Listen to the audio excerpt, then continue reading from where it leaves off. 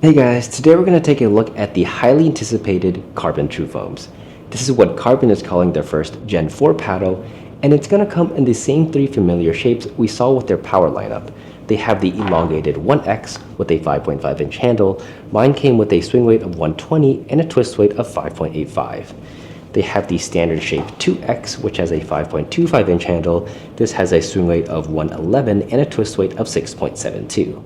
And finally, they have the elongated 3X, except this one has a slightly shorter 5.25-inch handle, so there is a bit more paddle surface area, and this one came with a swing weight of 116 and a twist weight of 6.25.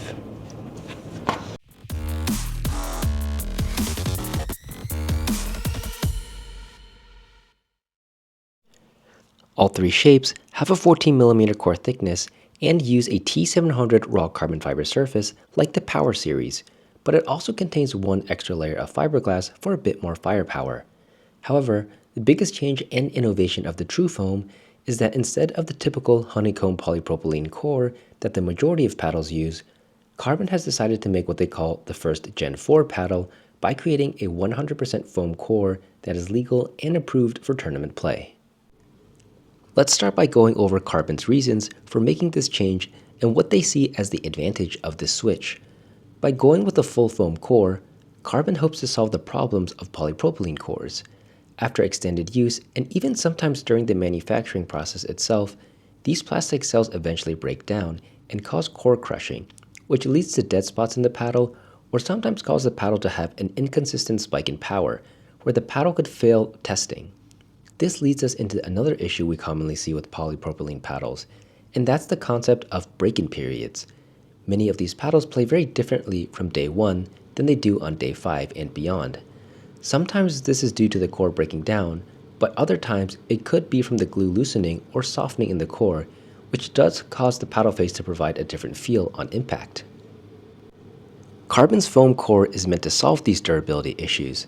The foam won't break down like the plastic cells will, and the playability of the paddles shouldn't change, so there will be no break-in period, and your initial feel of the paddle won't change over time. Lastly, the core aims to remove the idea of having different core sizes. With poly cores, players would usually pick between different core thicknesses depending on their playstyle, but now with foam, all the cores can be the same thickness, and to modify how the paddle plays in the future, they could just modify the foam itself. Now, if these claims do hold true, especially regarding the durability, this new tech could really be game-changing. But hearing all this, how do I personally think the CRBN TruFoams play? Well, to be honest with you, considering how long it took for the TruFoams to finally come to market, I did have very high expectations and was a bit underwhelmed with my first play session. My first thought was, this is basically just an all-court leaning power paddle with a different feel.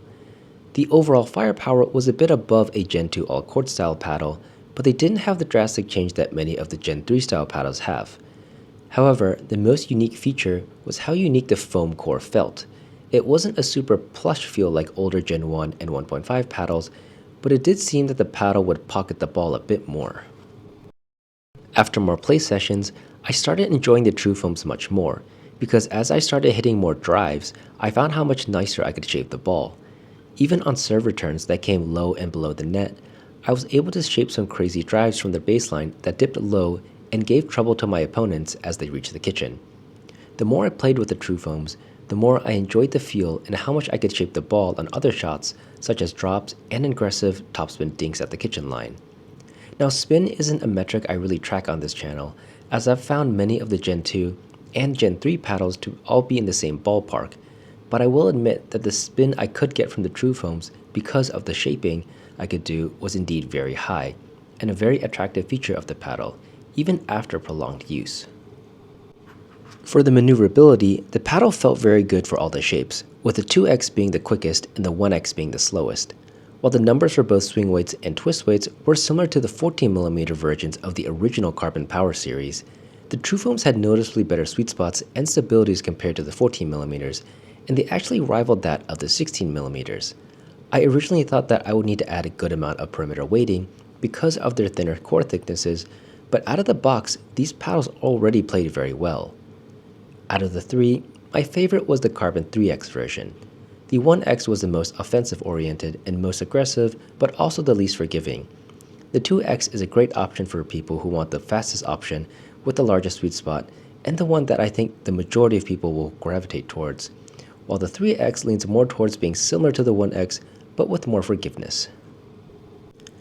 Overall, I did enjoy the CRBN TruFoams.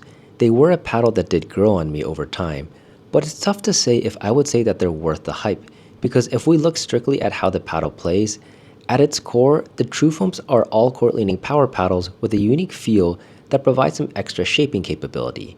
To truly appreciate the paddle, you also need to factor in understanding the durability benefits the core provides. It's similar to the Rhombus Nova release. Part of the appreciation for the release has to come from understanding the construction changes and how they impact durability, though the TruFoams have a better and unique feel compared to the Novas. While I do think some people may love the TruFoam when they first try it out, for many people, I don't think they'll think it's an amazing and super unique paddle when they first get it, similar to my first impression because of all the hype around it. However, I do think that if people temper their expectations and give the paddle some time, they'll really enjoy the paddle. I do think this use of a foam core is a good step in the right direction for the sport, and I look forward to seeing how CRBN is going to expand upon this foam in the future. So is it worth the hype? Overall, I will say yes, if we do consider the durability benefits of the foam, and especially if you're someone who can fully utilize the ball shaping capabilities the paddle provides. If you do want to pick one up, they retail for $279.99, but I do have a discount code that drops the price down even lower. I've added a link in the video description below if you are interested.